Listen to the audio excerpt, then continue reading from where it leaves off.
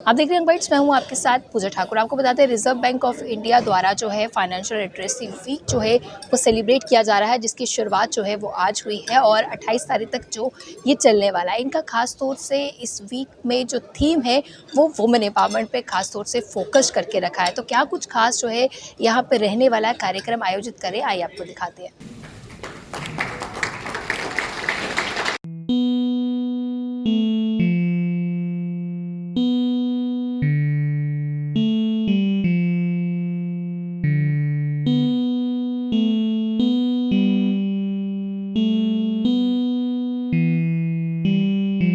Financial awareness week का मनाने का ये रिजर्व बैंक का 10वां साल है। एंड इंसिडेंटली ये हमें 10th ईयर है जो considering with the RBI's 90th year of its establishment.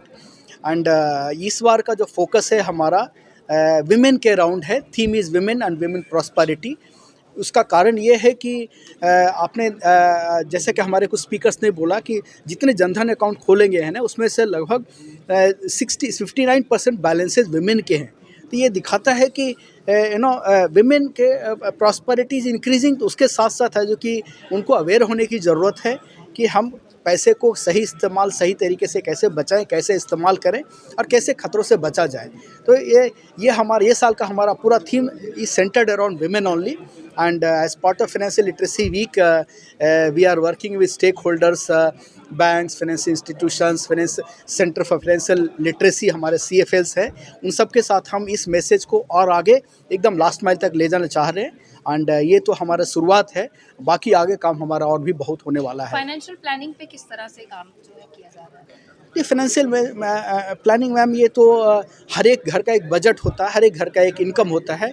Planning का ऑब्जेक्टिव ये होता है कि आप पैसे को सही तरीके से इस्तेमाल करें। आपको पता होना चाहिए कि हम किस चीज़ के लिए खर्च कर रहे हैं और साथ साथ हमें फाइनेंशियल सेविंग की आदत पड़नी चाहिए।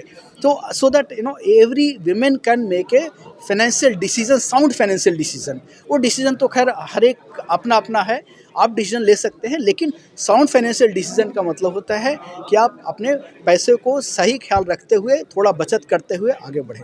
सर, एक बहुत आजकल इम्पोर्टेंट इशू है साइबर। देखिए, साइबर क्राइम एक आपने सुना होगा कि fraudsters are step ahead of whatever we plan, they are one step ahead. इसलिए ज़रूरी है इसको साइबर क्राइम रोकने के लिए सबसे पहला इम्पॉर्टेंट चीज़ है कि ग्राहक जागरूक रहे। क्या है, अधिकतर केसों में देखा गया है कि ग्राहक है जो कि किसी न किसी लोभ में आ जाता है, फिर किसी न किसी लिंक पे क्लिक कर देता है। क्लिक करते हैं उनके पर्सनल डिटेल्स चोरी हो जाते हैं और फिर उनके साथ कुछ ना कुछ घटना हो जाती है।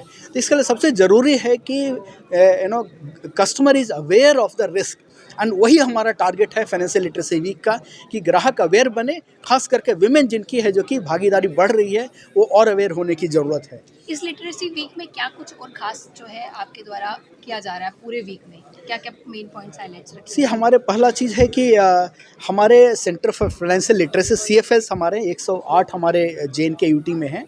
उन सब के थ्रू है जो कि हमारे वहाँ पे कैंप लगाने वाले हैं। उसमें फोकस विमेन ग्रुप्स ही रहेंगे, जो उनको बुला के जो है कि उनको ट्रेनिंग दिया जाता है, उनको बताया जाता है कि सही वित्तीय डिसीजन कैसे लिया जाए।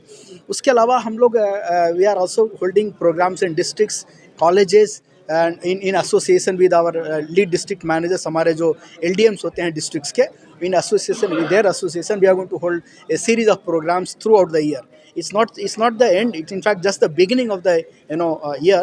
And so we are highlighting the theme here and remaining a lot of work to be done, and we are going to do it in the course of the year.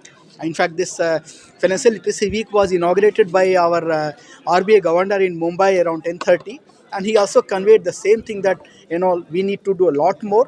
आज ये शुरुआत है, हमें ensure करना है कि आगे हम इस चीज़ के बारे में पूरी साल हमारा है जो एक्टिविटी चलती रहे।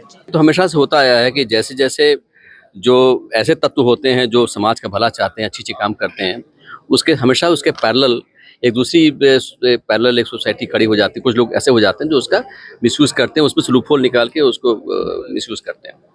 वैसे में हमारी रिस्पॉन्सिबिलिटी और बढ़ जाती है कि हम कैसे अवेयर हों। तो आपने देखा होगा कि पिछले खासकर 1 साल से बहुत सारे ऐसे फ्रॉड के केसेस हो रहे हैं। इसीलिए टेलीफोन पर भी आप फ़ोन करें तो पहले उसके बारे में मैसेज आता है।